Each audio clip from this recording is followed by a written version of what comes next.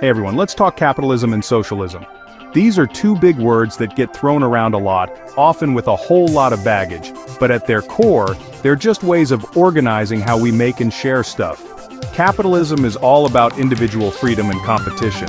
Imagine a bunch of people selling lemonade. They decide their own recipes, prices, and how much to make. Some do well, some go bust, but it's all on them. Socialism, on the other hand, is like a giant potluck. Everyone contributes what they can, and the community decides how to share the food. The goal is to make sure everyone gets a fair share, even if it means some people get less than they think they deserve. Now, neither system is perfect. Capitalism can lead to inequality and exploitation. Socialism can stifle innovation and individual drive. The real question is, which one offers more opportunities for you to live a good life? And before we begin, make sure to hit that subscribe button like this video and share it with your friends. It really helps us bring more quality content to you. Let's dive in. Let's talk about freedom. In a capitalist system, you've got choices coming out your ears. You can start a business, work wherever you want, legally of course, and buy whatever you can afford. Want to be the next Oprah or Elon Musk? Go for it. But, and this is a big but, your success depends on your own hustle and maybe a little bit of luck. Socialism, on the other hand, is a bit more like a safety net.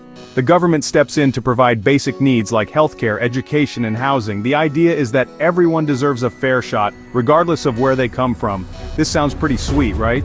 But there's a trade-off. With more government control comes less individual choice. You might not get to pick your doctor, your school, or even your job. So, which is better? It depends on what you value more: freedom to succeed or fail on your own terms, or security knowing that you'll have basic necessities covered. One of the big arguments in favor of capitalism is that it's just more efficient. Competition is a hell of a motivator. When businesses have to compete for customers, they have to innovate, improve quality, and keep prices in check. It's like that old saying, the early bird gets the worm.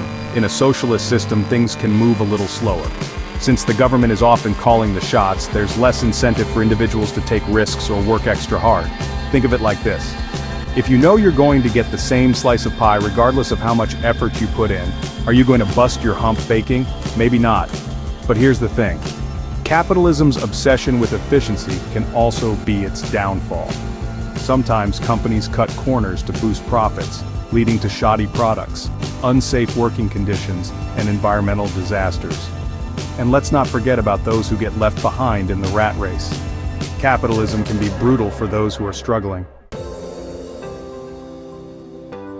Capitalism is often praised for its ability to create wealth.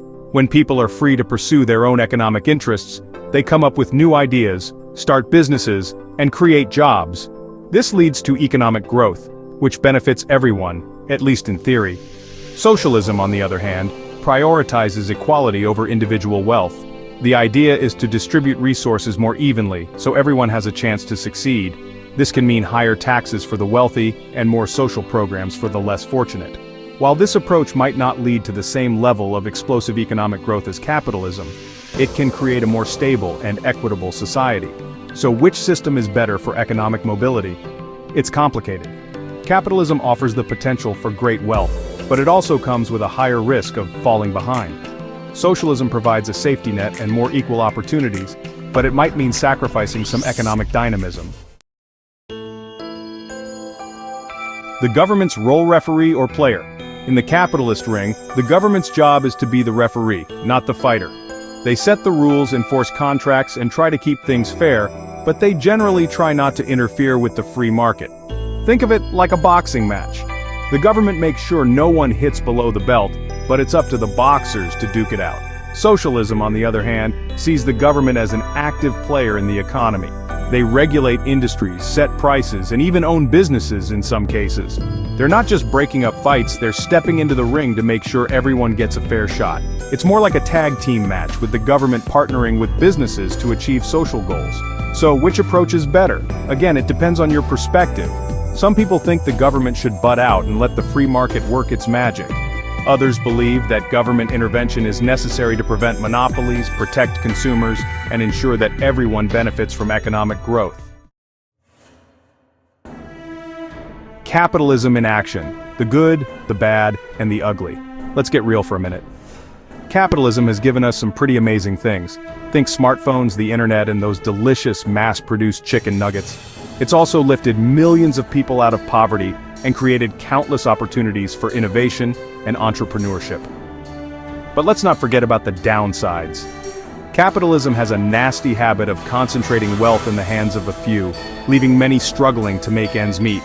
It can also lead to environmental degradation, worker exploitation, and a relentless focus on profits over people.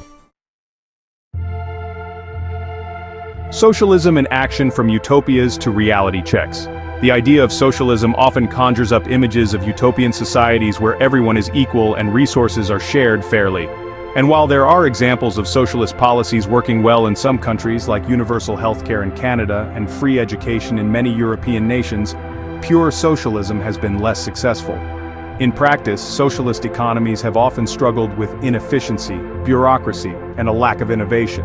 The Soviet Union, for example, collapsed under the weight of its own centralized planning. And while countries like Venezuela have attempted to create more equitable societies through socialist policies, they've faced challenges with corruption and economic instability. So, here's the million-dollar question. Can we find a happy medium between capitalism and socialism?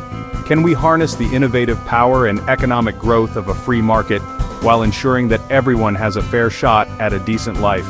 Many countries are trying to do just that.